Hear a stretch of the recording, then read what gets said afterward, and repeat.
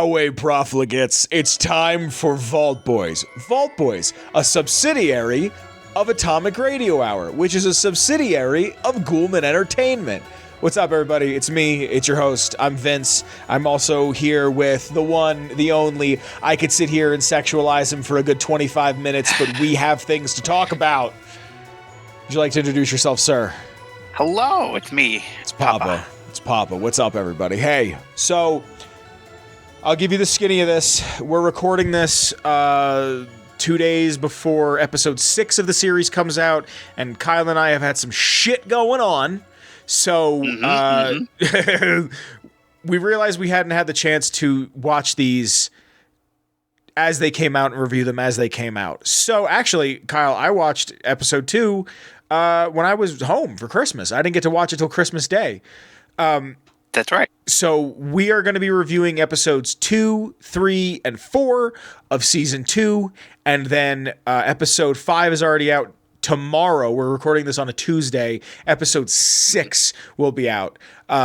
We will come back next week. We should have another episode after episode 6 comes out to be episode 5 and 6. And then for episode 7 and 8, the penultimate and the final episode, we will have recorded our reviews and you will see them closer to when the actual episode has come out. Kyle?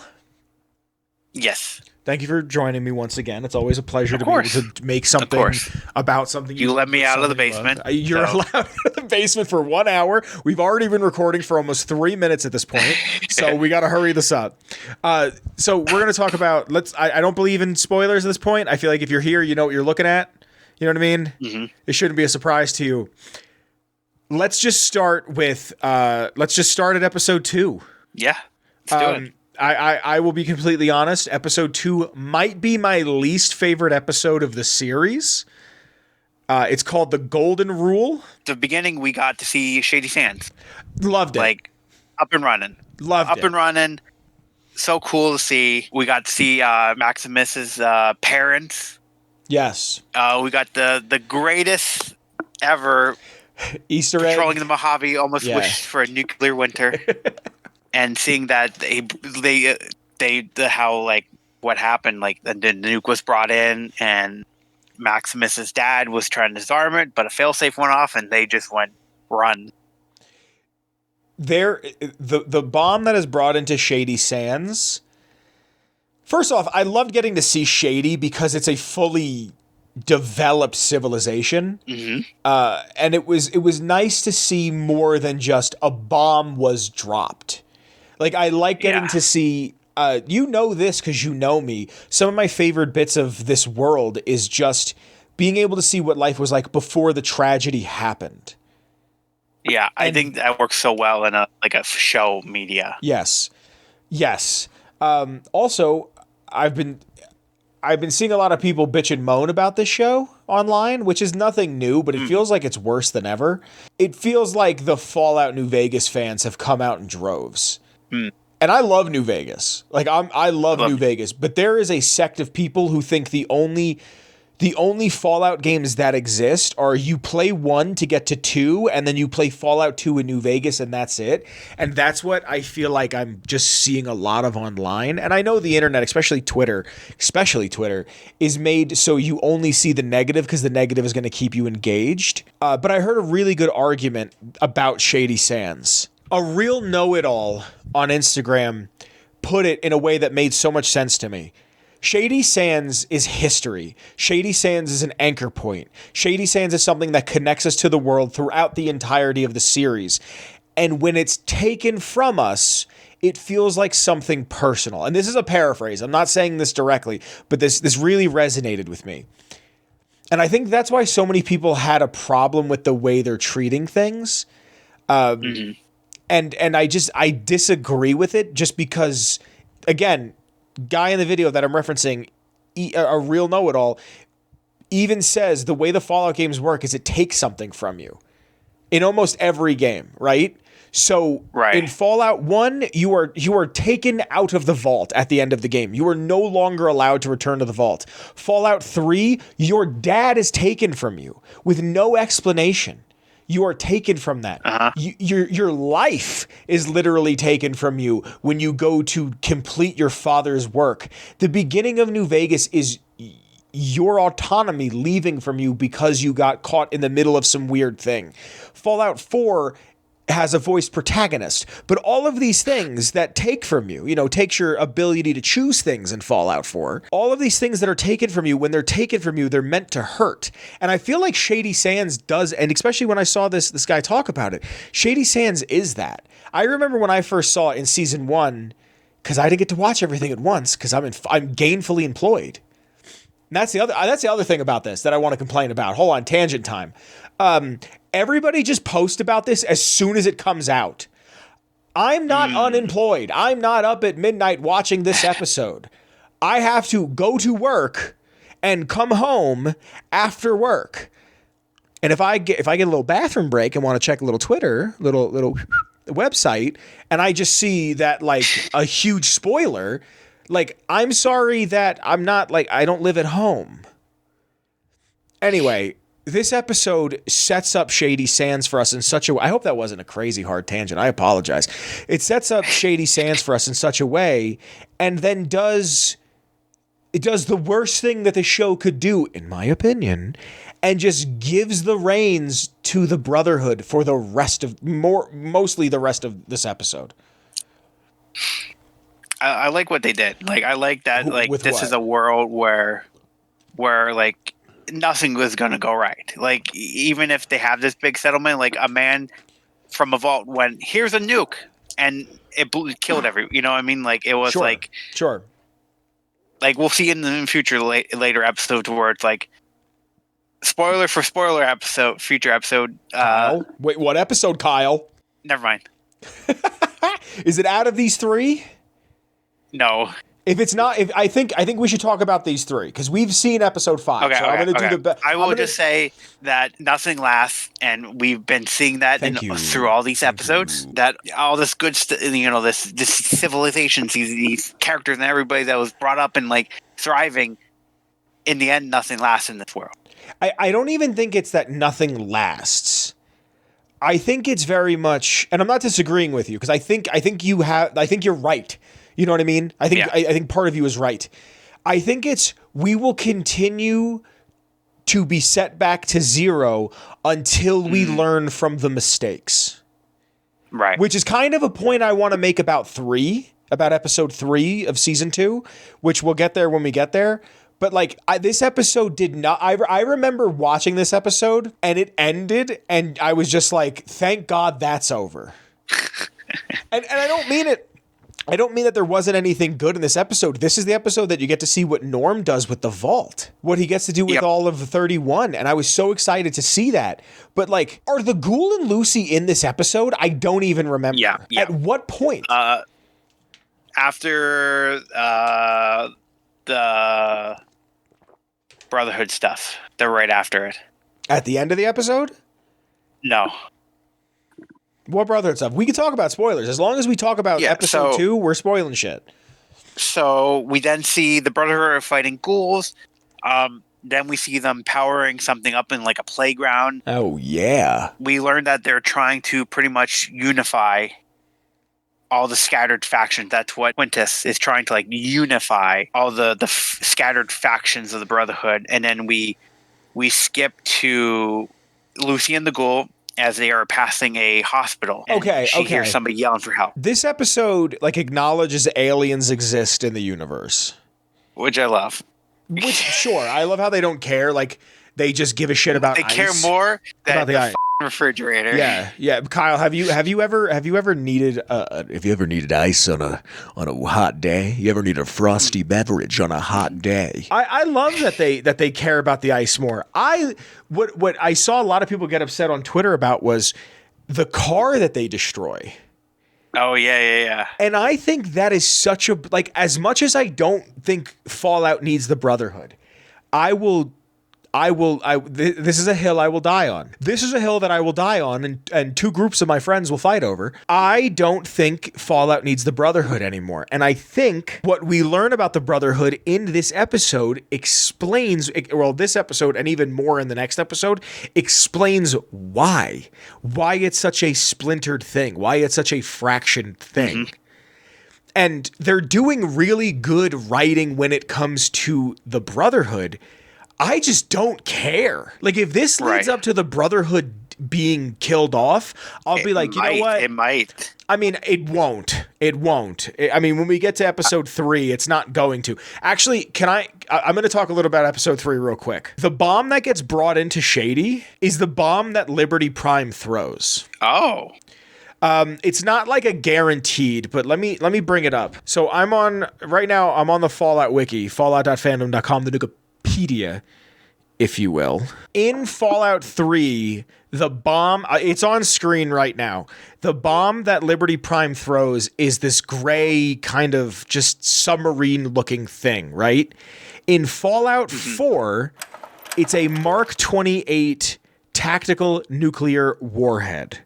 Right? This is it looks 1-to-1. I can't prove that it's 1-to-1, but this Fallout 4 Mark 28 nuke looks crazy identical to what we see in the show when Shady Sands is blown up.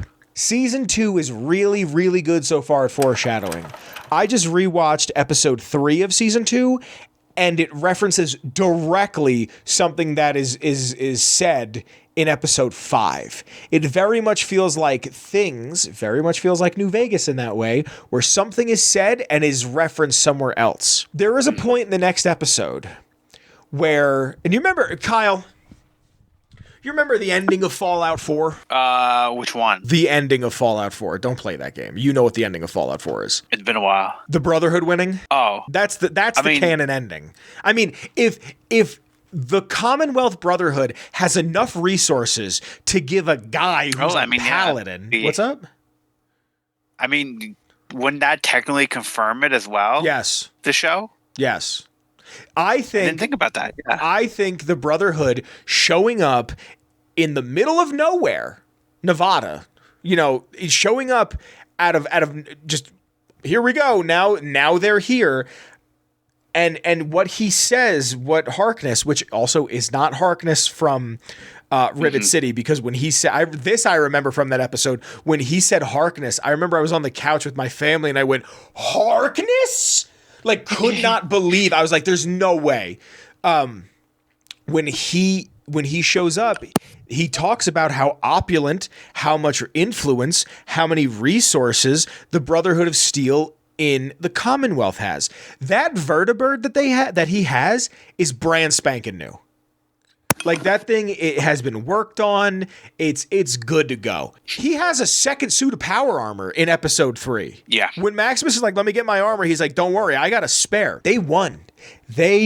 Elder Lyons wins DC. Sarah Lyons dies shortly after the events of the game. And then Owen Lyons dies a couple years later. Arthur Maxon, when you meet Arthur Maxon in Fallout 3, he's 10. When you meet him in Fallout 4, he's 20. So 10 years go by, right? Right. At the age of 16, I'm on the Fallout Wiki right now. The 16-year-old Maxon was proving himself as an effective diplomat, as a warrior. The full force of the Brotherhood of Steel appointed Arthur Maxon as the Elder, the youngest in the Brotherhood of Steel's history, and supreme commander of the entirety of the Brotherhood of Steel, with the ability to strike anywhere on the East Coast because of the Prydwen launched just a year before his rise to power. So he is 16. He is 16 years old, right? Right. And Harkness goes on this whole spiel about how the Commonwealth is on its way out. He says to him, he's like, hey, we could lose control. We really need the cold fusion. We really, really, really need the cold fusion. Remember how I said the show's really good at foreshadowing? Right. That's the same bomb that's on Liberty Prime. I think this show is going to do the one thing Fallout needs to stop doing outside of having the Brotherhood, and it's bring back Liberty Prime. If they said that Liberty Prime was destroyed during the destruction of CIT, when they were destroying the Institute, if they said during that he was destroyed, but they could keep his chest and his head, and that was built into the Pridwin like the front of a ship. Like, you know how like a pirate ship would have a mermaid on the front? Oh, yeah. If they did that, I'd give them props, because it's not the Iron Giant and Optimus Prime had a love child that was raised from the robot from the day the Earth stood still. It's something new. But I think that's why they want the Cold Fusion. They also want the Cold Fusion because they just want power. Like, I'm not stupid. They just want it because they want power. But I'm afraid, because of all of the foreshadowing we've been given, and I was in Nevada when they announced season 3. I was but 600 feet away from Walton Goggins and had no idea we were even in the same state. I could have went up to him and been like, "You got big teeth and I love Django." And I didn't, and I couldn't. I'm afraid what they're going to do is the end of this season is going, and I want to talk about where we think the series is. We'll do it next episode. We can't really do it this one because we know the next episode, but I want to talk to you about where we think the episode is going, and where I think where the series is going is ultimately coming down to us probably seeing the Brotherhood, seeing Liberty Prime in some shape, form, or fashion, and I just don't. I'm so turned off by the idea of that. Sorry to kind of bleed into episode 2 and episode 3, but I'm tired. I like and we get to see all the other factions of the Brotherhood in episode 2, right? Yeah. And I love getting to see it. I love that the female leader goes, I don't go for the religious stuff, because it's a part of the Brotherhood that is lost. Most people that are playing Fallout today, I mean, which is fair. The game did come out 10 years ago, and we're about to get remakes, remasters that have been rumored. Have you seen this on Steam? That, like, at the end of the season, they'll be like, shadow dropped it. I don't think it's there. I wouldn't be surprised if it is, but I don't think that's where it's going to be. But also, Xbox has a showcase on Thursday, the 22nd. Yeah. And I keep hearing rumors that they're going to talk about it then and there. That'd be cool. What if they talk about it now, and then when the season ends, they'll drop it? Like, this is when it comes out. I wouldn't be surprised if they did like hey, it's coming out and it'll be out at this time on this day. Oblivion, they announced it and it was like maybe a few weeks or a month till it came out. It was that day. It was that day? It was that, dude, that's when I bought my car. Remember when I came home for a week and I bought I don't even know if I saw you. Did I? I did. So. No, I did. I think I did. You did, yeah. I bought my car. I was in Nebraska when I found out that Oblivion had dropped. I was leaving the hotel on my way to get the free continental breakfast. I don't know about you, but I see a free continental breakfast, I take. Oh, I take. Oh, do I take? You want to charge me too much for a hotel room? I'm taking everything that you got. So I'm walking out with like a dozen bagels, a half a pound of bacon, 2/3 of a pound of turkey sausage, a dozen and a half scrambled eggs, fruit, toast, jelly. And I'm like, oh my God, looking at my phone going, carrying this loot. Looking at my phone going, oh my God, Oblivion came out? I never played Oblivion. I think I'm going to give it a try. And then I played it for 6 hours and never touched it. I love seeing these other factions of the Brotherhood. Yeah. I like seeing what it's become. I like seeing what their ideals are. I like how the Brotherhood outside of the East Coast is they don't care anymore. No. Like I want to believe that they saw all the evil of the old world and went, we are doomed to repeat our mistakes. And then just said, we keep the name and we keep all of the other things about us. It's kind of like Superman more than anything else that I could think of right now, Kyle. You know what Superman's original catchphrase was? What? Truth, justice, and the American way. And then when people started becoming hip to the war crimes and evil and overthrowing of other governments for our own benefit that America started doing, they stopped saying truth, justice, and the American way because they didn't believe Superman would believe in the modern day American way. The same way Captain America is kind of a fascist fantasy. a jingoist for a country. Now, don't get me wrong, it's not like he can't be written correctly, but it's just one of those, like, who's taking pride in this? Especially in the world we live in today. I love that they went, hey, the flag gives us protection. We all kind of are safe. We've built community, but we don't really ascribe to anything else here. I really like the way that's done. And Quintus wanting to fight the rest of the Brotherhood for it. Yep, they didn't tell the Commonwealth. That was the only faction they didn't invite. Greed will continue as the greed continues, and we continue to make the same mistakes over and over again. We will be destined to restart. That's the point I'm getting at here. Is there anything else from episode 2 you want to talk about? Lucy and the ghoul, they find Legion slaves, and Cooper just murders the one. He's like, oh, look at what they're wearing, and he just kills them. Do you think he's justified in that? I was trying to understand like why he would, just because they were just Legion slaves, but like, wouldn't you like set them let them be free, or so I'm a little confused on that because I don't know too much about the Legion because I never do Legion. That's crazy. You should do it once. Do it just one time. That's what I love about it. Like killing good springs. Well, you don't do that, Kyle. If you do that, I don't know if we could be friends anymore.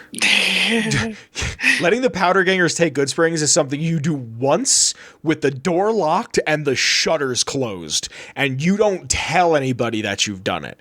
You just lie and say, "Oh yeah, I read about it on the wiki." Like you don't know. It's like that scene of like Sunny where it's Frank and he's just like, "Oh my god!" It's like, is that when you kill good springs? You're like, "Oh my god." Yeah, no, you don't kill good springs. You do, but you can have good springs be fine. The thing is, I think the reason why he kills them is because if he let them free, there is more than likely a chance that the Legion will find them again and either murder them or worse. Okay. And that was my justification because he's been around. He knows of the Legion. He knows of NCR. He knows of how, like, he knows of, he's aware. I'm really afraid they're going to make the Ghoul Courier 6. No.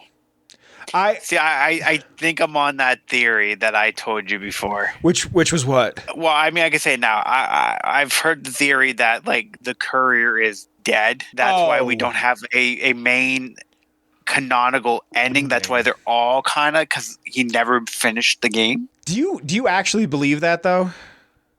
I mean, it would explain how everything is canonical, I guess. How the endings are, like, we don't have an ending. Mm-hmm. You know what I mean? Like how everything's canonically all works out is that he never lived to make an ending. Okay. Can I be honest with you? Yes. I hate that idea. And it's not like I'm not trying to be a dick. Like it's not anything like that. I think it's really just I don't think it matters. Like it doesn't matter either. Like and I'm not, again, that's not me being nihilistic at all. I don't think it matters.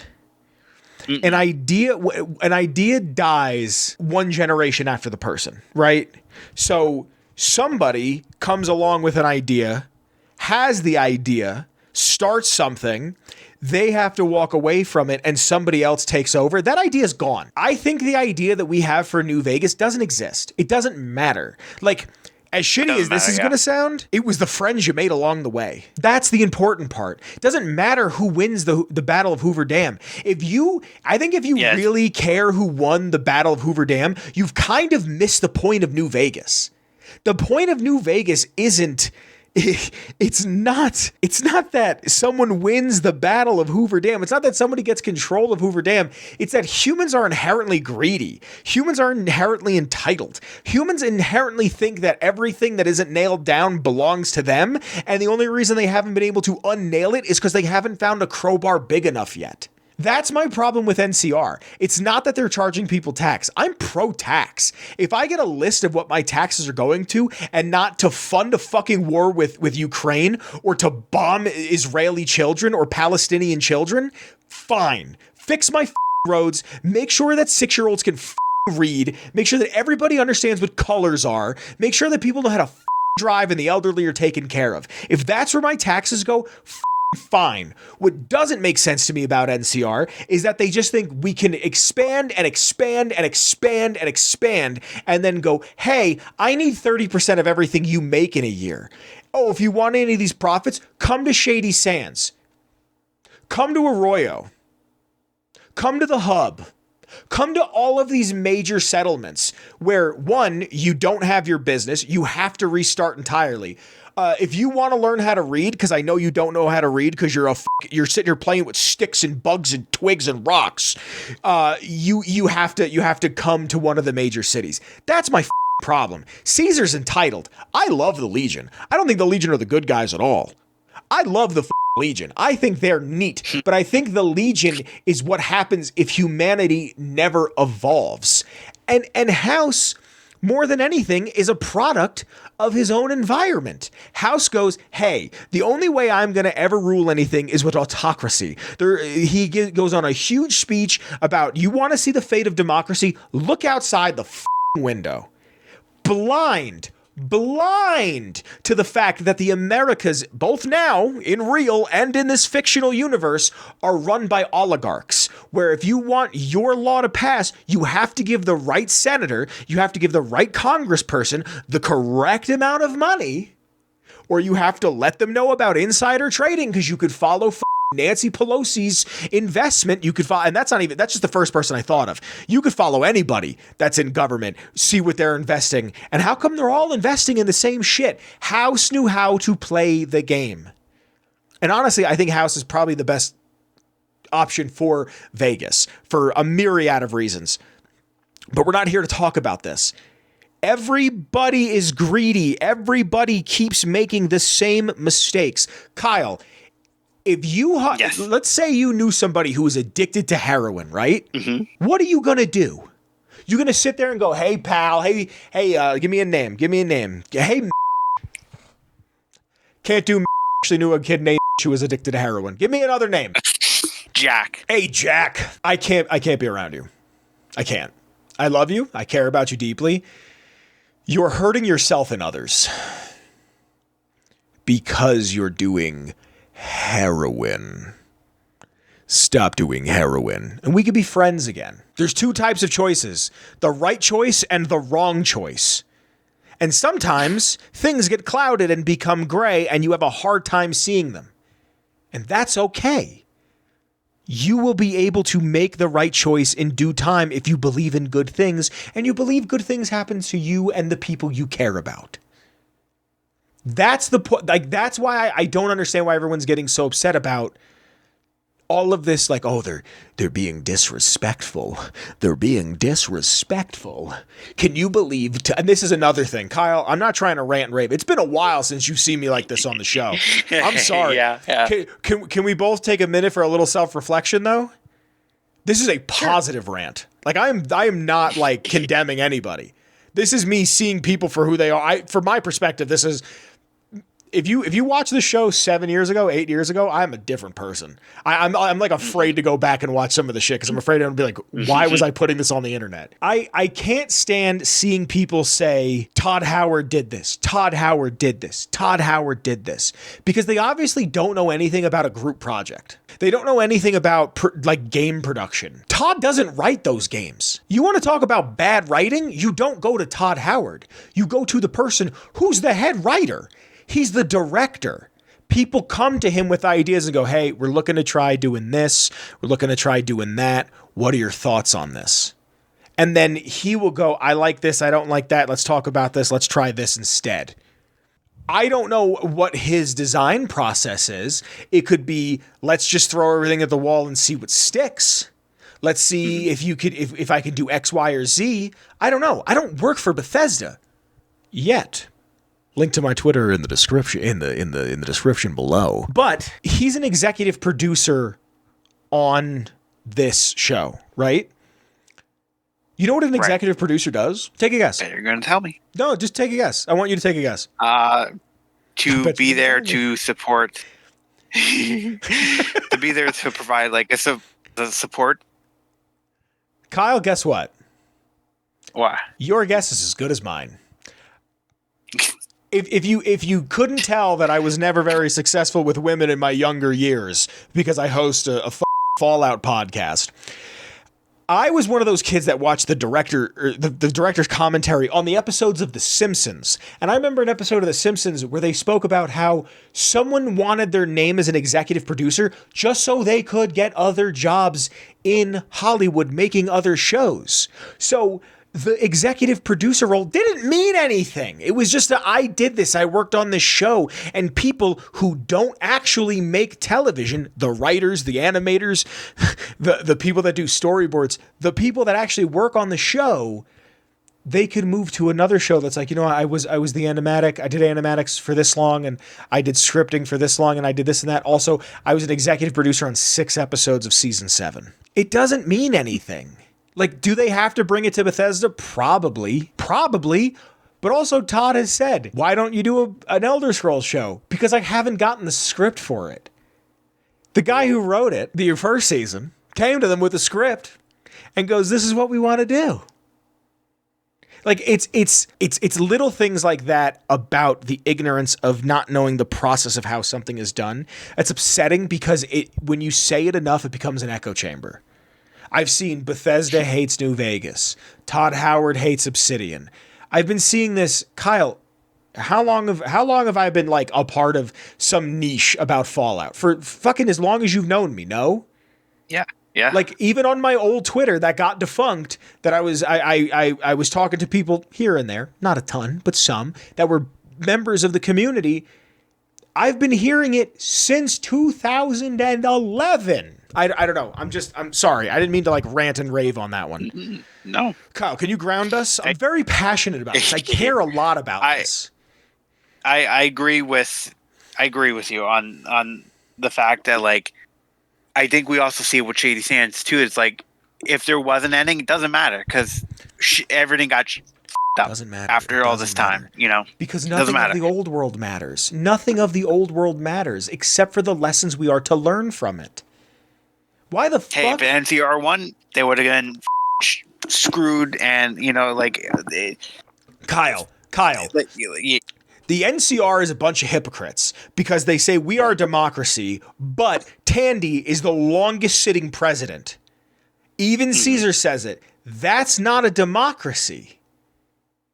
Caesar doesn't sit there and go, well, I'm a democracy. He goes, no, I'm a dictator. I know what I'm doing. But it's either Graham or Ulysses says, without Caesar, there is no legion. The legion collapses. They don't know what to do without him. And if House isn't there, Vegas doesn't exist. That's just the way it is. I'm not a biblical man. I'm not a religious fella. In the Bible, it says a man cannot live off of bread alone. If that guy has all the bread, be it money, be it food, be it resources, be it power, influence, whatever, you cannot live on one thing.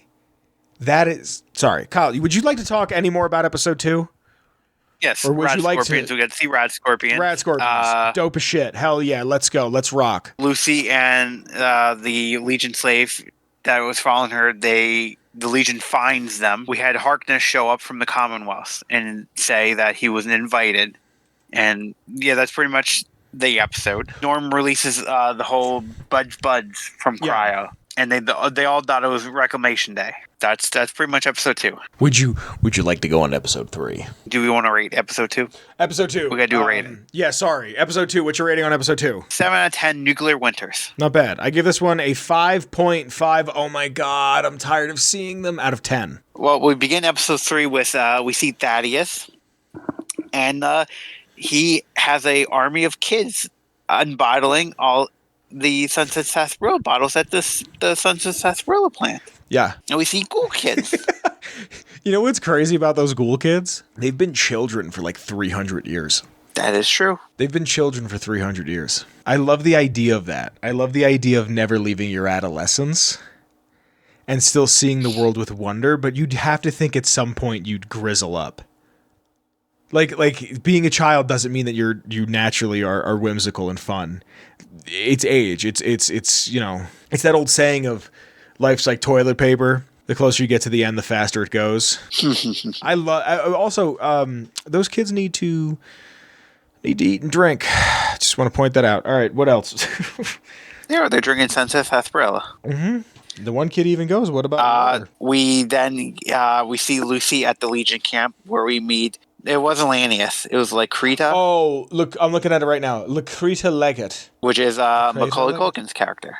Yeah. And we get to see Caesar. What did you... Okay, so let me ask you a question about this Caesar. I'm looking at this guy's IMDb right now. His name is Kalti? Kaleti Williams. What do you think this guy is? What do you think this guy's background is? In the show? No, like this actor, the way this man looks. What do you think he is? I don't know. Because I thought he looked Italian. I thought he had Italian. He looks like a cousin or an uncle of mine. The ones from Italy. I have no idea. This guy, I was like, oh my God, this guy looks like a Roman. He has what I would imagine to be Roman features, his nose, his ears, the scowl that he gives. I was very impressed by this Caesar. And that's a thing for me. It doesn't really matter. It's just one of those where I was like, he looks fantastic. But sorry, go on. We had Lucy telling them pretty much hey, they're all wrong. You're calling them Kaiser. That's a German saying, and it shouldn't be Caesar.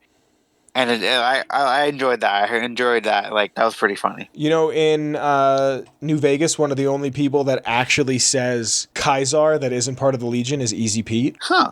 Yeah, I have no idea why. It's just something that I know. Interesting. Macaulay Culkin's character says to her that they're at war with the NCR, the Brotherhood, and the Khans and themselves. Yes. So would that mean that... So the Khans were just kind of left to themselves, I guess, and were never See... That's one brought of those things, into. That's another one of those things that I never quite understood, because depending on how you end the Legion stuff, and when you go talk to the Khans and you end it with them, they either assimilate into NCR begrudgingly, they assimilate into the Legion, which means they never assimilated into the Legion, or they say, "Hey, we're gonna go back to California. We're just gonna leave." I don't believe. But some of them took over Novak. Exactly. That's the thing. That's why I don't understand where that comes from. So maybe they leave. Maybe some of them leave, and then some of them we're not gonna leave. Sure. Actually, Kyle, the point that I was just making when we were in episode 2 talk, the Ghoul makes the point. He talks about the ship of Theseus, and he's prying a piece. And again, this is actually, we can't talk about it till we get to episode 5 because we said we won't. But there's a point where he's digging into his leg and he's like, you take one plank out of a boat and it's still a boat. What's one? But then you take a bunch out. What the hell is it now? Is it still the same? Is it still the same ship? Kaiser is dead. Is it still the same Legion? Yep. Shady is gone. Is it still the same NCR? The foreshadowing in this is so good. If the Khans don't have Papa Khan and they break off from what the Khans are, is it really the same Khan? Yeah. So the endings here, I'm looking at them right now. There's 7 different endings. After generations, if you kill Papa Khan and Regis, after generations of beatdown, the Khans are finally broken by the courier. So this obviously doesn't happen. For the few who avoided the courier's wrath moved north into the wilderness of Idaho, right? After the Second Battle of Hoover Dam, the Great Khans return for a time to Red Rocks, the Red Rock Canyon. The NCR's pressing need to expand proved greater than its promise of amnesty, and before long, the government decides the Khans have to go. For supporting the NCR, the Great Khans were ruthlessly hunted down by the Legion. Caesar destroys all evidence of their existence at Red Rock Canyon and forbade mention of their name in any history. The Great Khans' legacy is swiftly forgotten. As a reward for their loyal service, Kaiser forcibly integrated the Great Khans into the Legion. The sick and elderly were killed, the women sold as wives to the ranking officers, and the tribe's identity was annihilated. Although the Great Khans mourned the death of their tribe, many more were ultimately satisfied by their revenge against the NCR. After driving Legion out of the Mojave Wasteland, the victorious NCR turned its attention to those who had allied themselves with Kaiser. The Great Khans were among the first tribes to suffer this fate. During the Battle of Hoover Dam, the Great Khans quickly evacuated Red Rock Canyon and headed north and east into the plains of Wyoming, where they reconnected with the followers of Apocalypse and rebuilt their strength, bolstered by ancient knowledge of governance, economics, transportation. They carved a mighty empire into the ruins of the Northwest. After their suicidal last stand at Hoover Dam, the Great Khans ceased to exist as a tribe. The few surviving members disappeared, joining up with other tribes and gangs across the Mojave, and quickly forgot their heritage. Nothing about that is positive for them except them leaving Nevada. Yeah. So that's another thing. Why are they here? And this isn't, again, it doesn't matter. It does not matter. It doesn't matter. Like, it really doesn't. But it's one of those where it's... Makes you wonder. It makes me wonder of, like, what else happened? Did the Battle of Hoover Dam even happen? I can't imagine it didn't. I mean, we haven't seen it, but maybe you're right, dude. Maybe you're right. You know what I mean? Like, yeah, because it's like, don't get me wrong, it's fun to sit here and pontificate and go, oh, what happened? But like, yeah, the only thing I could think of is we are damned to repeat our sins.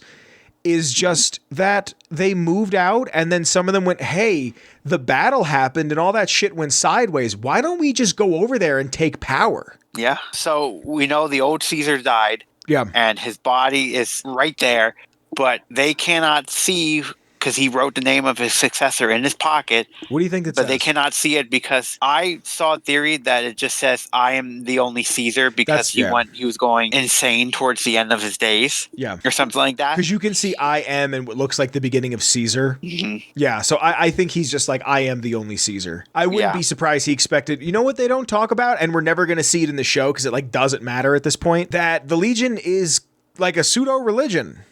They pray to Mars. They believe that Caesar is the direct link between Mars, the god of war, like it is through him. And I wouldn't be surprised if he was trying to set them up to be like, no, keep praying to me. Like, I'll be able to hear you now. And then look what happened. You know what I mean? Yeah. And that's where we learned that there's another group.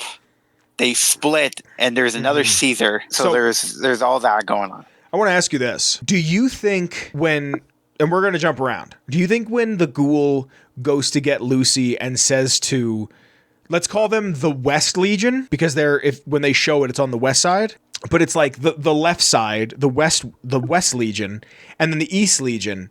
I think he went to the East Legion first, and this is probably not something that's going to ever be said or confirmed, but if you watch the explosion go off when he bombs the West Legion, the East Legion immediately starts shooting. I wouldn't be surprised he sets them up. So I know that there's definitely a scene where Macaulay Culkin's character is killing somebody and he's like bloodied.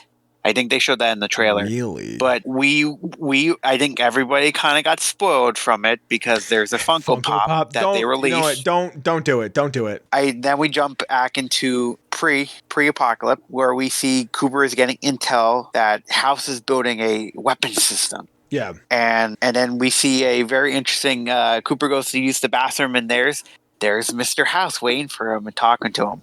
Kyle? Yes. The shirt that House has on, I would kill a man for that shirt. I'm really afraid I'm going to just become a guy who only wears bowling shirts and slacks. I have a bowling shirt. Dude, I could talk about that shirt ad nauseam. I love that shirt. I was actually rewatching this episode recently for this that I'm doing with you currently, and I spent a good 20 minutes trying to find it online. I love that shirt. Sorry, continue.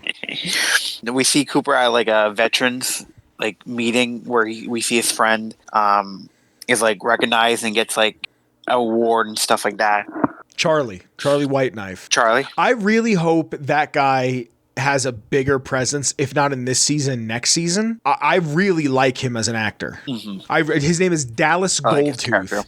I like him so. I think he's a good actor. I was actually watching this episode thinking to myself, this guy might go on to be a really good supporting actor, but I don't know if he'd ever be a lead man. He just plays a good side character. We then go back to the Brotherhood, your favorite part, and we hear Quintus talking about a rebellion that happened with Roger Maxon. Okay. Roger Maxon. Can we talk about that real quick? Yes. I don't know too much about this. I don't know too much about Roger Maxon, the Maxons and stuff like that. You know, that's not. Kyle, do you not know your lore? Huh? I don't know my lore. I don't know my lore. So what I I know like, certain lore, but like I don't know too much lore. what I like so much about this portion of the show is my mom watches this, right? Mhm. There's people that are going to watch this with their girlfriend that have an amount of knowledge on the series like you and I have. That explained why the Brotherhood is what the Brotherhood is so succinctly and so perfectly, and only had the smallest of bits of bias in it. And I remember watching that and go, that was perfectly done. Like it was perfectly done. Talking about the original goals of the Brotherhood, who Maxon was, who Roger Maxon was, defecting from the U.S. military. He doesn't go into the whole thing because I think they know what the experiment is and they kind of want to save that. Mm-hmm. You know? And it'll come up later, but it's one of those where like, I watched that and I went, my mom understands the Brotherhood now.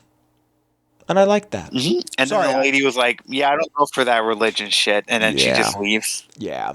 I really...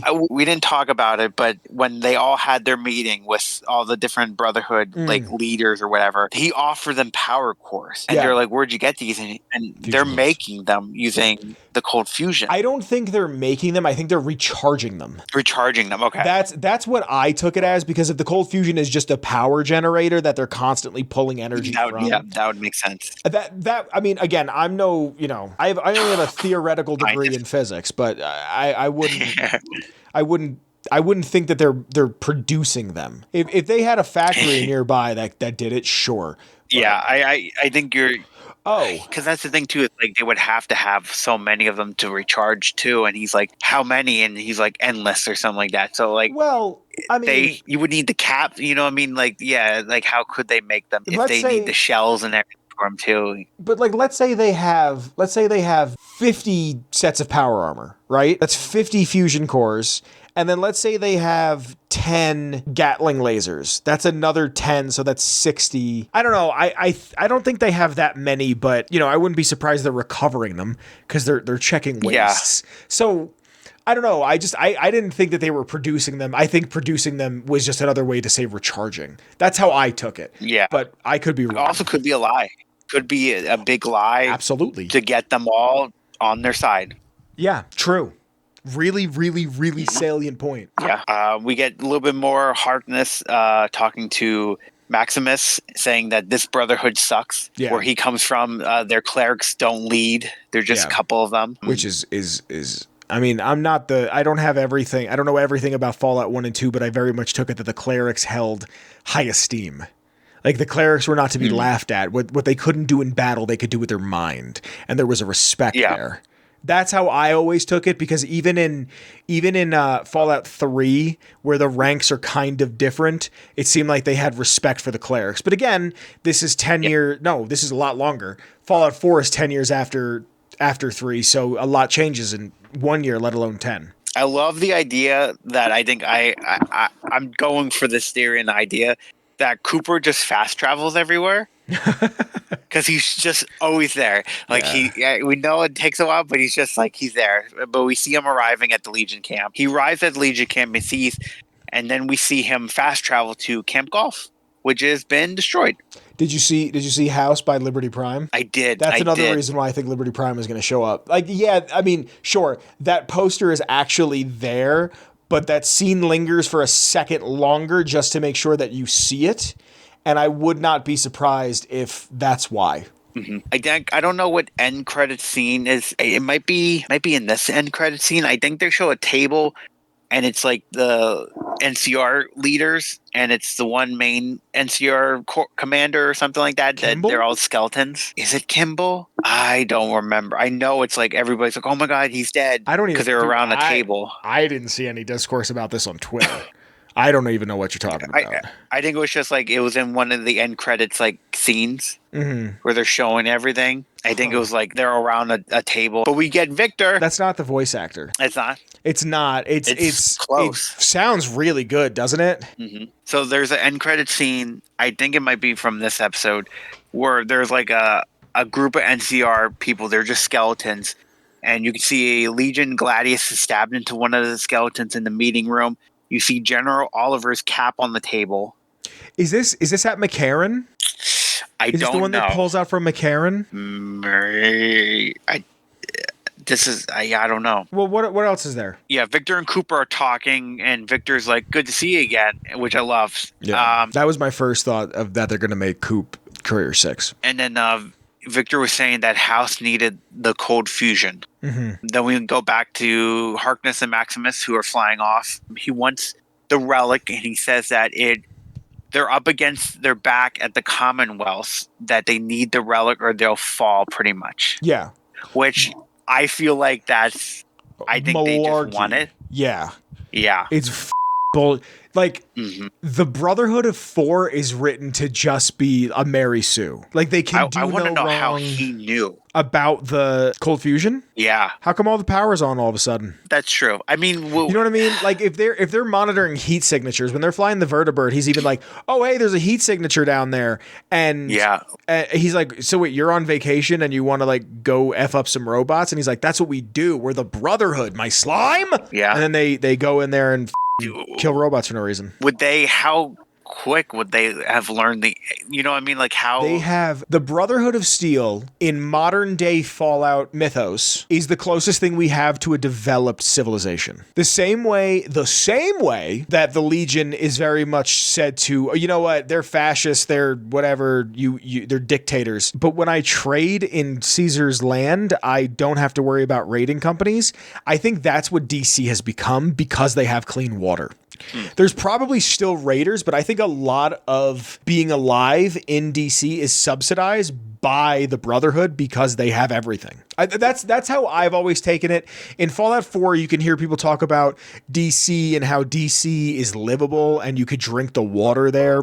You even see how quick clean water changes things in Fallout 3 at the end of the game. Yeah. You know what I'm saying? Especially if they're going to try to build up Boston East Coast Brotherhood to be this huge thing. I kind of hope whatever the next game is plays off of this and we get to see the downfall of them. Like if they we are. I think really hope so. They said about it's leading to big events that are going to affect the future. I think we'll see the Brotherhood like just...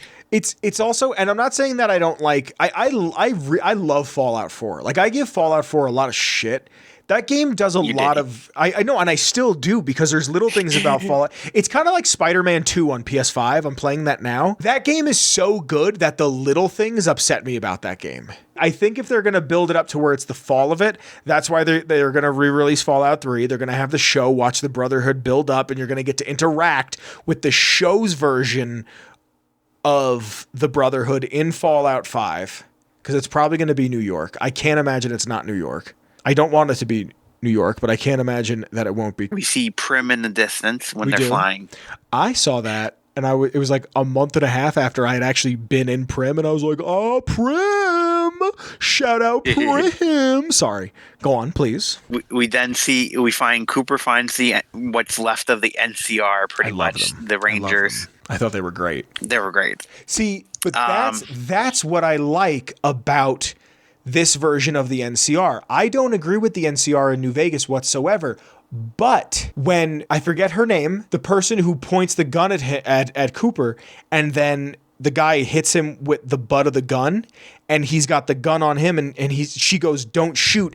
This ghoul and the NCR go way back, right? Already foreshadowing, we're going to see something, we're going to hear about it later. The point where she's like, what we stood up for, safety, protection, rights for people like you. That's the NCR I can get down with. Mm-hmm. We find them, Maximus and Harkness, they get hit on their vertibird. They see a Securitron, which is upgraded, which means the chip was taken to the place and they were upgraded. Yeah. So that means that a courier courier 6 had to have gotten to a certain point. No? Yes. I'm wondering, okay, what if he upgraded it, got out, and they Legion just killed him. And Caesar got him. Dude, if Yeah. they ever talk about what happened to the courier, I don't think anybody would be happy. And I mean, again, you kind of have to pick a side. We know what happened to the Lone Wanderer. We know what the only real protagonist that I don't think we really know much about after their goings on. It's left very vague in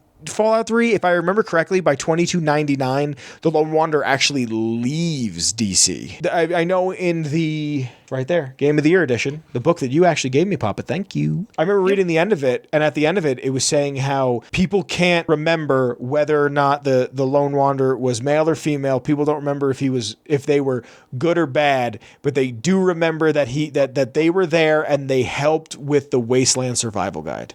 So it's one of those of like, we have somewhat of an answer. We know that Nate helps out with the Brotherhood because the Brotherhood is in full control of Boston, and they have enough resources to send one person with 2 sets of armor all the way across the country.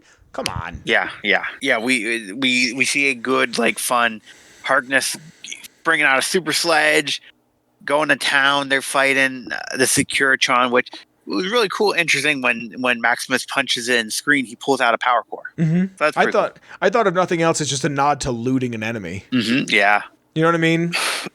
Like I don't know if you can do it in Fallout 4. Can you pull out power cores out of people? Like out of robots if you sneak up on them? We see Coop trade for Lucy. I love how he comes in, he goes, true, or whatever the you say.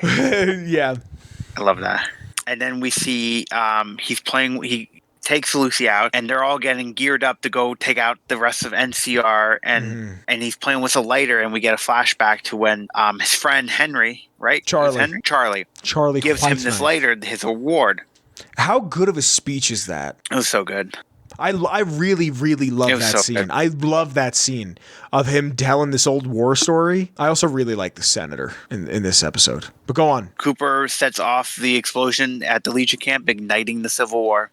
And I don't know if you saw it, but pretty much it from in the game New Vegas, House does say this line: given a year, they've him defied, but by then the Legion will be breaking down, driven by internal conflicts, a monster consuming stuff, which happens. Yep, because Lannius could not run the Legion. The only thing Lannius understood was war. The only other person that could run the Legion outside of Graham is Vulpes. And Graham even talks about Vulpes, where he's like, I have a lot of respect for Vulpes. I actually rather like Vulpes.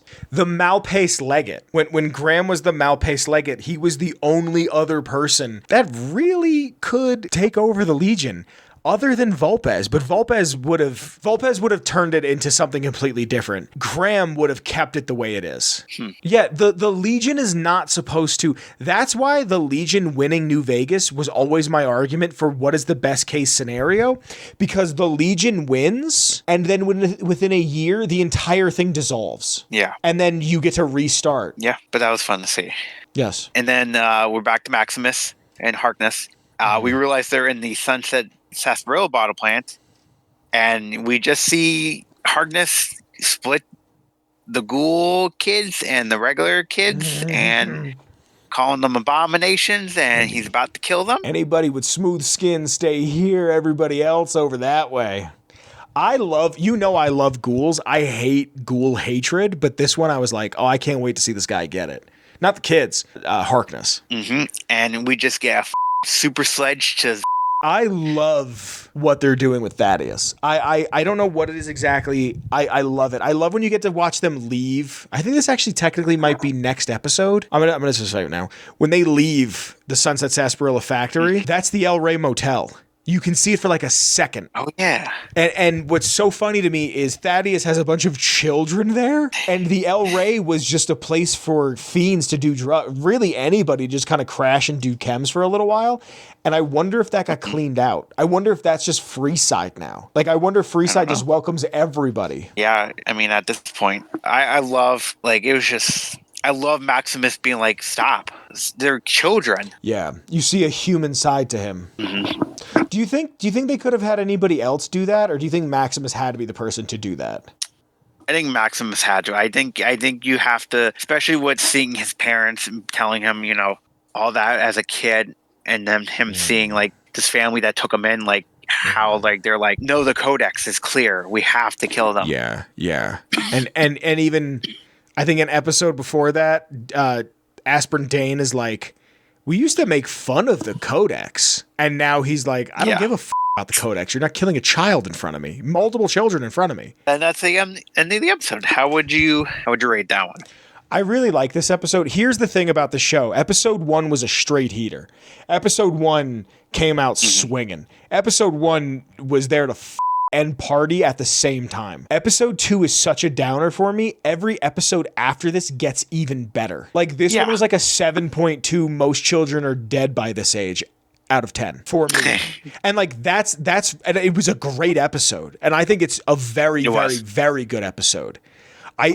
Every episode since episode 2 I've watched and go, I think that's my favorite episode this season. Every episode is better than the next. It's fantastically written. 8 out of 10 Blue Star bottle caps. That's a good one. Right. All right, Kyle. What about episode 4? Well, we begin with Anchorage. Yes. We begin with Anchorage flashback with Cooper.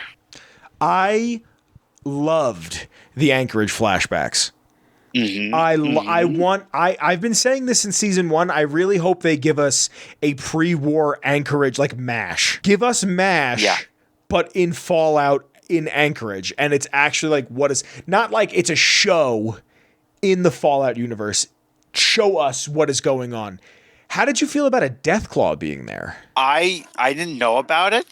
And is there any lore about it that they had? Because I think somebody said there was, but they never really like mentioned a lot of it. All right. So the thing that made me think that it wasn't is I didn't remember anything about it. On Fallout.fandom.com, the Nukipedia, if you will, it says that they're here in the origins. I know they're Jacob's chameleons. I'm on the fandom. It says, it is known that the U.S. military leadership deployed at least one Deathclaw into the American conflict prior to 2077, sending it to assist USMC T-45 powered troopers in Alaska.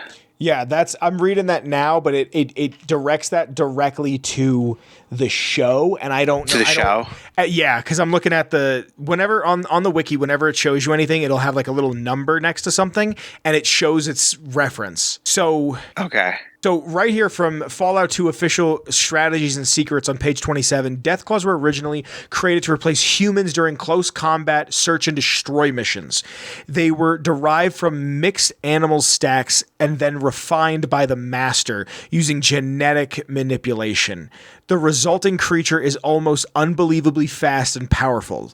Deathclaws were also named as the toughest animals that you will ever encounter in the wastes, unless you have combat armor, extremely heavy weaponry, and a lot of stim packs. Okay. They were being experimented on. The Enclave in Fallout 3 takes control of some of them. I don't hate the idea of them being there. It just seems like one of those things that's like, yo, wouldn't this be cool? You know what I mean? If it's only one, that's fine. Right. But also, I didn't believe... I know where they're leading to. Where? With them. Please. Well, that's in a future episode we get kind of a hint at. We're going to try to not spoil anything for episode 5 and 6, but there is a point that was spoken about. As of recording this, we still haven't seen 6, but we have seen 5. There's a point in 5 where House understands that Cooper Howard had seen something in the snow. My original idea, because the Chinese soldier says okie dokie, I thought it was going to open with them fighting the Deathclaw next episode, and he got like thwacked by a hand and thrown into a wall, and she just kind of goes okie dokie and like has to try to pull him away. That's what I thought it was going to lead to. Also, I thought it was going to lead to him becoming an unreliable narrator, because in the last episode, he starts coughing more because of lack of drugs. And the ghouls in this now need to take those drugs to make sure they stay sane, right? Yeah. So I thought his brain is going to go, because it's been said for a while now, ghouls are the first and the last of a dying breed. The ghouls are going to go either feral or die. So I thought this was the beginning of him becoming the unreliable narrator and his brain beginning to deteriorate. Again, I'm not opposed to a Deathclaw in Alaska. if it's roving waves of death claws, I'm like, how was this not reported on? But one of them sounds like a tall tale. Yeah. Did you know that the Chinese brought dragons with them to fight in the Anchorage front? You know what I mean? Shit like that. But then when House goes, the demon in the snow, who else has he told about the demon in the snow? You know what I mean? Right. Like, that's more questions, but we're not on episode 5 yet. Yeah, we're not there yet. Sorry. But I like that it was like, it was a crash vertibird. So it's probably carrying it and shit. And like, but it gives you that mystery of like, I think the vertibird had it and then crashed because it was coming out of it. You know what I mean? So it was like, were they delivering it? Were they trying to drop it in? You know, like Postmates, DoorDash. Mm-hmm. Mm-hmm. But I love being. Yeah. I also saw a theory that when the death call was like looking at him, it kind of sounded like it was speaking or mimicking, and which is like supposedly they're supposed to be talking. Well, that's Goros. It was like on the nose, like theory of like, oh, could this be it trying to learn? Or something, you know what I mean? I don't think so. And I also thought that I'm going to try to not spoil episode 5 any more than I need to. I thought when they released the first trailer and someone goes, there's a war coming, it was going to be Goros because they showed a death claw with a shroud over him, right? I don't think that's Goros. See, I have a theory to that. I don't think it's... Well, let's talk about it when we get there. But like, I don't think it's Goros anymore. If they give I'll tell you the theory after. But yeah, now we get back to Maximus, and he's like, he tells Daddy to go in the separate power armor and pretend to be Harkness. Yeah. And I love that he keeps up with it. There's even a point where he has like the panic attack. I love that. I love that he fully commit. You know that guy's a comedian? I see him on like he was like a bunch of stuff he's been like recording with the show. That's so funny. Yeah, I like him a lot. I like him a lot. We see Lucy waking up as she's like hooked up to something. The NCR are trying to wake her up, and they're just talking to her, and they're giving her loot. And I love when they open the box up and they're like, "Here, have some gear." It starts playing that Fallout, like the menu theme. Yeah. The New Vegas theme in my mind. Yeah. I'm like, yeah. And they gave her something even better than weapons. They gave her an addiction. Okay, how did you feel that they didn't say chems? Didn't bother me. I didn't even notice it. Now didn't bother you? Didn't bother me at all. Chems and drugs always seemed like they were interchangeable for me. Yeah, I saw people be like, "Why didn't they say chems?" And then it's like, oh my god, I don't know. I just why didn't Mommy bring me my chalky milk and chicken fingers? Dude, it's one thing if like I see Brotherhood armor with an Enclave logo on it. That's one thing. They don't call it jet, or they don't call it drugs or chems. I'm not going to sit here and shit my pants. You know what I mean? Like, dude, it's a fucking it's a 4-letter word for a 5-letter word, or a 5-letter word for 4. Who cares? Touch grass. Plus, it's also Cooper saying it. So, like, Cooper, you know, like, pre-war, it's drugs, you know? Let me actually see something. Hold on a second. That you're seeing if they called it pre-war chems? Pre-war, I don't think they did, because BATLFA is the Bureau of Alcohol, Drugs, Tobacco, Firearms, and Lasers. Huh. So it was called drugs, and Lucy has essentially a pre-war education. You know, really brainwashed pre-war education. So it wouldn't surprise me if she was just like, "What do you mean chems?" And then you have to explain chems, and then my mom has to be explaining chems. You know what I mean? Just chems is also just short for chemical. So I don't know. To me, it doesn't mean anything. As far back as Fallout 1, it's referred to as chems, but honestly, we are spending too much time talking about semantics. Come on, dude. We live in a universe. So let me put it like this: we live in a universe where I get this game on like my 12th birthday, and it changes my Fallout 3. I get it, and it just changes my life. And there was no merch. There felt like there was no fandom for it outside of like a couple of Tumblr pages and a few YouTube pages, and that was it. And now we live in a world where Fallout has a TV show, and your parents, my parents, and the people in the unit next to me's parents are watching this show and appreciating it. Does it really matter? Nope. I'm not angry. I'm just passionate, and the show's very good. But she's addicted to Buff Out. I love it. Good for her. They did the buff out. We go back to Maximus, and he's going to go kill Quintus. He tells his friend. We learn from so we're back to Norm and all of them in the vault. We learn that Ronnie is Bud's personal assistant for the Future Enterprise Ventures. What's that? Say it again. Enterprises Ventures. Future Enterprise Ventures. Okay. I don't see anything. I don't see anything there whatsoever.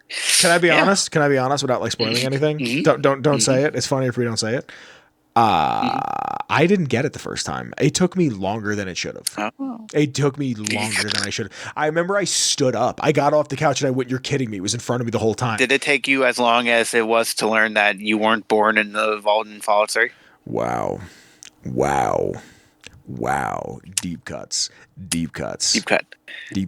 There's he says about now phase 2 is going to be happening. Yeah. We then get cut to, we see Betty and Steph talking. Great scene. Betty said Vault-Tec is not coming to get them. She knows. See, I hated Betty in season 1, and then she gives this whole spiel of, I don't hate her now. The world like, we ended. Need to survive. Yeah. I was like, damn, Betty. Yeah. I love Betty all of a sudden. She's like, hey, penis.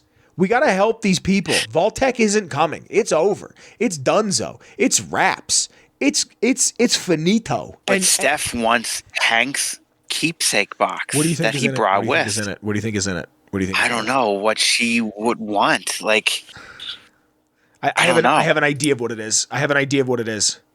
Because we know Barb was making one. A keepsake box? She was making a property of Vault-Tec like box. And I don't know if it was this episode or it was in the next episode, but shoot fish in a barrel. What do you think it is? And Hank has it Steph wants. Yeah. I have an idea. I don't know. What is your idea? I think they were romantically involved. Oh. I think there's something there. I think they're romantically involved. Super fucking shooting fish in a barrel. I wouldn't be surprised the baby that she has actual birth certificate that Hank didn't fudge is in there. Hank didn't love his wife. Hank had his wife to have kids for opportunistic reasons, for no other reason. I wouldn't be surprised he and her were involved. I wouldn't be surprised he and her were involved and she got thought out pregnant. They were pregnant. He got her pregnant pre-war. And then when she went in there, she's like a month or two pregnant, she comes out, and the guy that she gets with immediately, who dies in episode 1, I wouldn't be surprised that dude is a cuck, like a literal cuck, not like, he's ordering soy lattes, like he's a literal cuck. And so I'm going to jump around for a bit. I'm going to jump to that part where we learned that she's Canadian. I don't think that has anything to do with it other than just don't trust her, because technically by this point in the lore, it's 2077 when the bombs go off. Canada's part of the US. Yes. So I don't think it matters. Now there's a video, I think, of Bud's brain or whatever going around on, like, it's like an ad for Fallout, the show. I think I gotta find it again, but it's Bud going around and saying about these people, and he's like, Steph or her last name, like, confused, but isn't she supposed to be one of Bud's buds? So he doesn't even know who she is. He says her name and all confused. She's that conniving. So like something's, I think it has something to do with Hank. Yeah. I wouldn't be surprised. I mean, again, fishing. We're going to find out. We're definitely going to find out. We're going to find out. But it's fun to this moment, shit up. Yeah. We talk about I don't know. Can we talk about him real quick? We've been jumping around. Can we talk about him? Yes. Hi, everybody. Vince, Atomic Radio Hour, Post-Nuclear Podcast, Schoolman Entertainment. You probably know me. We need to have a moment of silence. Someone near and dear to me passed away recently. We do. And, I had a very hard time coping with it, and I just would like to take a moment of silence to remember the one, the only, the king.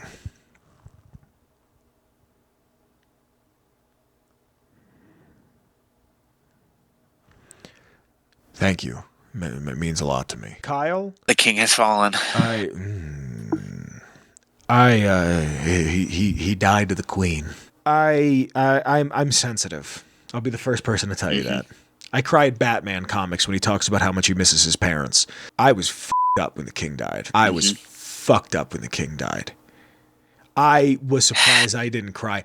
I looked at my friends who I was watching it with, welling up with tears, and I went, I hope his dying, the thoughts on his mind, even though he was so clearly a feral, I hope that there's a bit of humanity that lasted in him, and I hope, I beg and I plead and I pray his dying thoughts were that of Rex. Oh, don't bring Rex up, because I think Rex is probably dead too. Well, Rex, depending on the ending of the game, needs a brain, which is the king's quest. But like, how much longer does he actually have? Dude, I can't believe they did that. There's a theory going around that if you look at the poster, when the ghoul, I think it is surrounded by all the kings that are ghouls now, they're all wearing different outfits from what they're wearing in the show. And that maybe there was another split of kings, of like maybe there's more kings elsewhere, but it was like Pacers or something like that. Well, there's a guy who's dressed like Pacer, but also this is what I was saying at the top of the program. Fallout takes from you. Yeah, it takes from you, and like Kyle, if you have no other visitors in your life, you will be visited by death once. You know what I'm trying to say with that? Did you understand what I'm trying to say with that? I do. You will be visited by death at least once in your life. If you are born and never met your parents, and just from an infant to 99 years old, if you never knew anybody, death will only visit you one time, but death will visit you. I think I was heartbroken. I love the Kings. Kings are a top 3 faction for me. Mm-hmm. I love the Kings. I actually put my hold on, I'm going to do it on camera. I went like this. No! Like I did that, which you can't see me. But like I put my arms around my head and I was like, they killed him. When Lucy even goes, they're just, I also thought maybe it was a hallucination. Right. Because she's stoned to the gills. But like, yeah. Dude, I mourned. I did. I really did. I was like, he was such a good man. Dude, I'm sitting there. That's how well Fallout New Vegas is written, though. That a character who you barely really have any interaction with, like genuinely, you have a little bit. There's like 3 quests maybe, and he's on the radio a couple times. I mourned the king. Like, I just want to know what happened to them. Like, because like, I think I know. I have an idea. In Freeside, you can see the king right there. Impersonation, yeah. So like, what? Like, I wouldn't be surprised that it has something to do with the Omertas and the Omertas bringing weapons in for the Legion. With all the deals that they've made, I also wouldn't be surprised if it's something we're just going to find out about. You know what I mean? Like if it's just something that they're going to make for the story. I know how the Deathclaw got there. Yeah, we know how they got there. Dude, they killed the king, man. They killed the king. I can't get over it. Like it hurts me. Like I know the next time I go play New Vegas, like I do a real run of New Vegas where I do everything, I'm going to just go up to him and be like,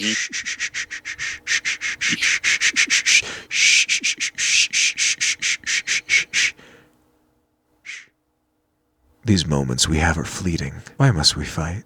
I'm also a little upset they didn't play Elvis when they were shooting at him. They probably couldn't afford it. Yeah, because that's why it's not a New Vegas. I want to see if I could re-edit that footage to the song, the Elvis song "Return to Sender." I bet you I can make that work if I could find that clip online. Return to Sender. Oh, we got at least he went out on some vats, you know. No, he just wanted the best for his people.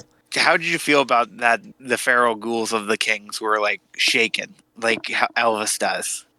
Like they still had that. I loved it. That because you know, a man with no sauce is lost. You following me? But you can also get lost in the sauce. So the Kings shake, rattled, and rolling, popping their collars and shaking their hips. They never didn't have the sauce. Cooper was proud of her. They never didn't have the sauce. Yeah, I think he's just... He was proud of her for killing, and then she said, "Oh, they're just ghouls," and you see the smile fade. Yeah. Because if they're just ghouls, what do you think of me? Do you And think we also saw he also saw dead Securitrons too. Yeah, Deathclaws. Mm-hmm. And he was like, No? I'll just go through. I don't know. I would think Deathclaws. If there's Deathclaws inhabiting the strip, we get to see a Deathclaw at the end of this, right? Yes, we do. Okay, I can't wait to talk about that. I just think the Deathclaws got there. I wouldn't be surprised if the Deathclaws got there. I wouldn't be surprised if the Kings as ghouls got a couple of shots, or at least overran a couple of Securitrons. Yeah. I can't believe they killed the king, dude. They killed the king. What else is there to talk about, or do you want to just talk about the Deathclaw? We get back to Maximus, who's meeting with Quintus. The other elders, or what? Not the elders. The other Brotherhood of Steel people that he invited are talking with Thaddeus and saying like, "Hey, we'll make a deal with Elder Maxon. Hopefully, they remember us better, or something like that, if we kill Quintus." So they're even scared. That they're like, you know what if we do this, hopefully Maxon remembers that we did this. I kind of picture these groups of Brotherhood of Steel to be no more bigger than essentially what Junktown is in Fallout 1. Yeah. Like, that's kind of the power they have, plus 2. Like just a little bit extra. So them trying to vie to get power, I understand, but I think it's another one of those people are trying to make a deal. All of those other elders are trying to make a deal, and then what happens to them immediately? Yeah. They die because no good, we will continue to pay for our sins. Yeah, Quintus is about to kill, or Maximus is about to kill Quintus, and he's kind of confused, and he said, "Oh, he killed Harkness. They were going to kill children," and he's like, "They were ghouls," and Quintus just loses it. And then the cold fusion got stolen. The one guy's radioing in, and she just takes the knife and stabs him in the How mouth. dope was that? How cool is that? And the other guy's like, "Oh shit!" Yeah, and that just starts the Civil War. Then. Yeah. I really hope the next game isn't just the Boston Commonwealth up against a California Commonwealth. Also, they said Coronado. There's like a non-zero chance that's here. That's in Colorado, where I'm at currently. That's why I assumed it was. Yeah. Apparently, there's a Coronado, California somewhere. There's a Colorado possibly. It was baby. That and the Grand Canyon. Grand Canyon. Let's find out together. So this is saying Grand Canyon, Coronado, and Yosemite. Okay. The Coronado leader, the guy, which would make sense because I'm looking at a picture of him now. If it's Colorado, he looks like he's a military guy. I mean, it's the Brotherhood, but like his cut and face, I would think military.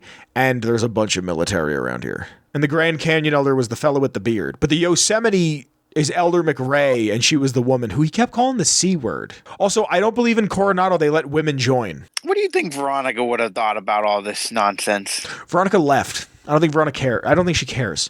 The real ending for Veronica, I think she leaves. Veronica. So here's the thing. Even if Veronica doesn't leave in the quest, Veronica's heart and spirit and mind and soul is bigger than the Brotherhood. Do you think this is all going on and all the Brotherhood in the Hidden Valley are just like, what's going on? No, I don't think they exist anymore. They don't exist anymore. I don't think they do. I also wouldn't be surprised if all of the Hidden Valley Brotherhood are just a part of Quintus's people. Just because of location and the bombing of Shady and everything else, I wouldn't be surprised. I've really given no thought to the hidden like none whatsoever, because that seemed like the dregs of an outpost. Like that seemed like the dregs of how many people were actually there. The Brotherhood of Steel have one of 5 endings. New Vegas, buried beneath tons of rubble in the Mojave, the Brotherhood of Steel was no more. Few who were outside Hidden Valley's bunker when it was destroyed settled into new lives or headed west to find a new chapter to join. During the fight for Hoover Dam, the Brotherhood took Helios 1. Once the strip was secured, Caesar's forces overwhelmed and eventually routed the Brotherhood from Helios 1 and Hidden Valley. The Brotherhood used the Battle of Hoover Dam as an opportunity to retake Helios 1 and come to control an area between it and Hidden Valley with no organized opposition. Their patrols began monitoring trade along Interstate 15 and 95, seizing any items of technology they deemed inappropriate. The Brotherhood and the NCR in the Mojave Wasteland declared an official truce despite continued hostilities between the two in the West. As per their agreement, the NCR handed all suits of salvage power armor, and in return, Brotherhood helped patrol Interstate 15 and Highway 95. That might be the most positive one. And the fifth and final one, due to their temporary truce, the Brotherhood allowed the NCR to retreat from the Mojave Wasteland without incident. This is the most positive one. In the relative peace that followed, Brotherhood patrols appeared along major roads, harassing travelers over any bits of technologies they had. And then Veronica has, 8 slides. Okay, so they leave, him and Thaddeus leave with confusion and the war begin. We see Lucy and Cooper enter into the strip, which has been kind of destroyed. I got chills when I saw that, though. It looks good. It looks small, but I really liked it. Oh, I think that was they all wanted it to be like all connected, but like loading. I have a feeling in the remake wasn't working the or something like is that. Going to be one thing. That'd be cool. I have a feeling that's going to happen. There's been rumors and leaks and shit about power armor in 3 is going to work like it does in 4, and settlement building, like even on a really small scale. And I'm super okay with those things. I just hope that if I carry a minigun, you carry it like you do in Fallout 1 with one hand. Huh. That's like the only thing about power armor that they changed that they haven't reverted back that I miss. Like if I have a Gatling laser, I want to hold it with one arm because it'll make me feel more powerful, essentially. But sorry, yeah, they get to the strip and it looks fantastic. Even the revolting cocktail on the Lucky 38 looks amazing. Cooper's is very like, what's going on here? Yeah. Like something's not right. Yeah, there's radiation. She finds a chicken egg and we see a death claw come out of the Gamora. And how cool is that? And not just one death claw, 2 more show up. So how many? Wait, what is that? Like 3? Holy shit, 3? So 3. Oh my god. There's 3 death claws there. And that's where the episode ends. But like, yeah, like Deathclaw have inhabited the strip and it's in ruins. Again, I think it's supposed to be another visceral reminder of what the old world is. Mm-hmm. Like it's a literal beast instead of just a man who's taking over. You know what I mean? Yeah. Again, goes back onto your thing. Like this, you play this, you go in there and you see everybody, the NCR dancing around and these casinos, and now you see it's gone. Yeah. Kyle, the only thing else you want to say about this episode? This is one where I went, this is my favorite episode, and then the next episode happened. I went, no, this is my favorite episode. Episode 5 so far is. I would like to point out, episode 1 of season 2 is an 8 on IMDb. Season 2, the episode I can't stand, is a 7.8. Episode 3 is an 8.1 out of 10. This one is an 8.1 out of 10, and the next one is 8.7 out of 10. This show just continuously gets better. And we still have 3 episodes to go. Kyle? It's almost 1 a.m. here, which means it's almost 3 for you. Yep. What would you give this episode out of 10? I will give this 9 out of 10. Damn. Ghoul Kings. I give this episode 8.7. Whoa, pretty mama. Out of 10. I can't believe they killed my boy, dude. They killed the king. I got into bed that night after that episode, and I laid there, and I was just like, I said out loud, I went, they killed him. They killed the king. Kyle, anything else to say? They f***ing killed my boy. What's that meme from The Godfather where they're like, they shot my boy? This has been 2.5 hours, Kyle. Anything else you want to say? I'm very tired. We're going to get some good episodes next. Yeah. 6, 6 is going to be... 6 is called The Other Player. Mm-hmm. And without spoiling what happens in 5 before we get to 5 to talk about it, like, that's some shit. Mm-hmm. Guys, thank you for watching. Names on screen right now. Let me get in the right spot. Names on screen right now are the Patreon. Thank you for supporting. I love you guys. There will be another episode next week that is about episode 5 and episode 6. And then after that, it should be one about episode 7, one about episode 8. And if this is going the way that I think it's going, Kyle and I are going to have a lot to say about those episodes. To talk about. So thank you for joining us. I love you very much. This has been Vault Boys, a subsidiary of Atomic Radio Hour, a subsidiary of Ghoulman Entertainment. Kyle, anything you want to say before we get out of here? Eat your flea soup, everybody. It's cold out there. It's cold. You dude, I heard it's cold by you. It's almost like you wish for a nuclear winter. Oh, look at that. That's what you call a callback. Guys, I love you. Thanks for sticking around. Be good to yourselves. Links to everything in the description below. Check out the Patreon. Their names were on screen for a bit. I really got to thank those guys. They're good folks. Links to my Twitter, show's Twitter, Kyle's Twitter. The intro music is by the one and only Shane Ivers. It should be playing right about now, and it was playing at the beginning of this 2-hour and something minute fiasco. I love you guys. My voice and my Say bye, Vince. What's that? You can't. I said say bye, Vince. That's not how that. It doesn't even sound right. Bye and Kyle have the same amount of syllables. Vince only has one syllable, but it doesn't sound right. It doesn't flow right. Bye, Vince. It feels weird saying my own name, dude. It feels really weird saying my own name. Bye, everybody. I love you. Bye, Kyle. See ya. Bye. Atomic Radio Hour Podcast. A Ghoulman Entertainment production.